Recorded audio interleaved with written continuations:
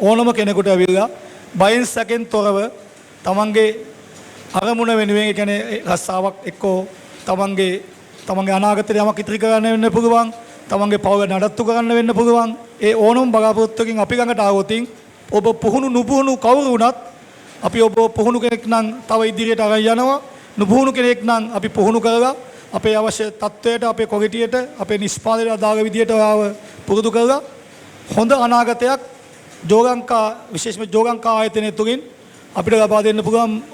අපි සාමාන්‍යයෙන් අපේ ඉහළ තනතුරු වලට අපි පිටින් ගන්නවට වැඩිය try කරන්නේ අපිත් එක්ක ඉන්න අපේම සහෝදර සහෝදරියෝ අපේම සේවකයෝ ඒ තනතුරට අරගෙන හොඳ ජීවන තත්ත්වයක් ලබා දෙන්න සහ අපි වගකීමෙන් කියන්න පුළුවන් අපි ළඟට එන ඕනම කෙනෙකුට කිසිම බයෙන් සැකෙන් තොරව ආයතනයේ වැඩ කිරීමේ හැකියාව පහසුව අවශ්‍යතාවය අපි සපයලා තියෙනවා.